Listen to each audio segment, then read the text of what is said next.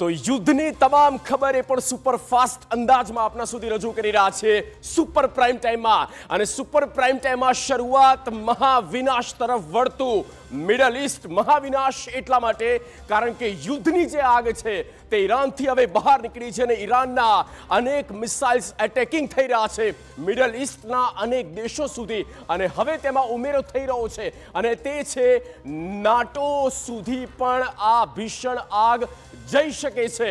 કારણ કે જે રીતે તૈયારી જર્મનીએ કરી, ફ્રાન્સે કરી છે, યુકે કરી છે, તેનાથી ચિત્ર સ્પષ્ટ થઈ રહ્યું છે કે આ લડાઈ વધુ વિનાશકાર તરફ આગળ વધી શકે છે. અને ઈરાનની તૈયારી જુઓ.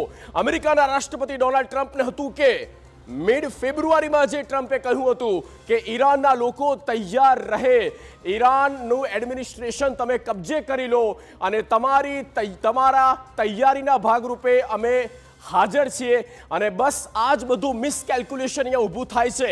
રાષ્ટ્રપતિ ડોનાલ્ડ ટ્રમ્પ, ઇઝરાયલના વડાપ્રધાન બેન્જામિન નેતન્યાહુનું અને જે ગણતરીઓ હતી એ ગણતરીઓ ઊંધી પડી રહી છે. સૌથી પહેલા આપણે બિગ વોલ પર એ ચિંતા બતાવીએ કે શું અત્યારે થઈ રહ્યું છે આવનારા સમયમાં. અને સૌથી પહેલા એ મોટો સવાલ અહીંયા એ થઈ રહ્યો છે કે આ વોરની સિચ્યુએશન અને અત્યાર સુધી શું થયું તો જુઓ, 100 કલાક થઈ ચૂક્યા છે અને 100 કલાકથી મહાવિનાશ ધડાધડ જબરદસ્ત ફાયરિંગ પર ફાયરિંગ થઈ રહ્યું છે.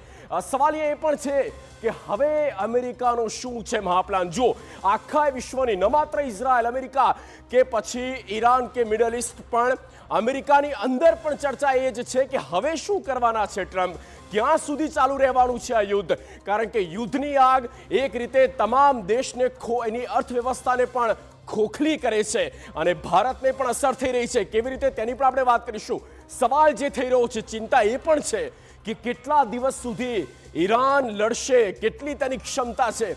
જે કેલ્ક્યુલેશન ફિટ કર્યા હતા કોણે તો ટ્રમ્પે, નેતન્યાહુએ, કે ઈરાનમાં એ સક્ષમતા નથી, પણ ના, ચિત્ર આખું ઊંધું પડ્યું છે અને ઈરાન જોરદાર જવાબ આપે છે. સવાલ શું છે તો ઈરાનમાં ભૂકંપ, અને ભૂકંપ આવ્યો, શું આશંકાઓ છે? આશંકાઓ ઘણી બધી અત્યારે સેવાઈ રહી છે અને સૌથી મોટી એક શક્યતા એ પણ છે કે શું આની પાછળ કોઈ ન્યુક્લિયર સાઇટ તો જવાબદાર નથી ને. ત્યારબાદ વાત કરીએ હોર્મુઝ બંધ. જુઓ, હોર્મુઝની વાત આવે એટલે વિશ્વની વાત આવે અને વિશ્વની વાત આવે ત્યારે ભારતની પણ ચિંતા થાય છે કારણ કે હોર્મુઝ બંધ થઈ ગયું છે. આ જે એરિયા છે આ હોર્મુઝનો છે અને હોર્મુઝ બંધ થવાના કારણે, સ્ટ્રેટ ઓફ હોર્મુઝ બંધ થવાના કારણે તેલની જે આયાત થાય છે, તેલનો જે ઇમ્પોર્ટ એક્સપોર્ટનો બિઝનેસ છે તે પછી ખાડી દેશોની બહાર એશિયન કન્ટ્રીઝમાં હોય, જાપાનમાં હોય કે પછી ચીનમાં હોય, અને તેનાની દુનિયાની અર્થવ્યવસ્થા પર અસર એવી પડી કે દુનિયાની અર્થવ્યવસ્થા ઠપ થઈ ગઈ છે.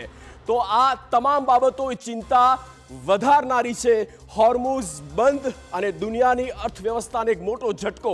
આ ઝટકો ક્યાં સુધીનો છે તે અમે આપને બતાવી રહ્યા છે કારણ કે ક્રૂડ ઓઇલ અને ક્રૂડ ઓઇલના ભાવમાં જોરદાર ઉછાળો આવી રહ્યો છે.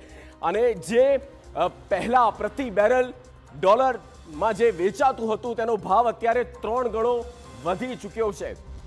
તો આ સિચ્યુએશન છે અને આ સિચ્યુએશનની વચ્ચે આખું વિશ્વ આવી ચૂક્યું છે. સ્ટ્રેટ ઓફ હોર્મુઝ, જ્યાંથી ખાડી દેશો અને મહત્વપૂર્ણ એ 3 દેશ, ઈરાક, ઓમાન અને ઓમાનની સાથે કતર, જ્યાંથી તેલ નીકળે છે, જ્યાંથી ગેસનો સપ્લાય થઈ રહ્યો છે. અને એ તમામ જગ્યા પર જુઓ, ગેસનો ભાવ પણ અત્યારે વધ્યો છે.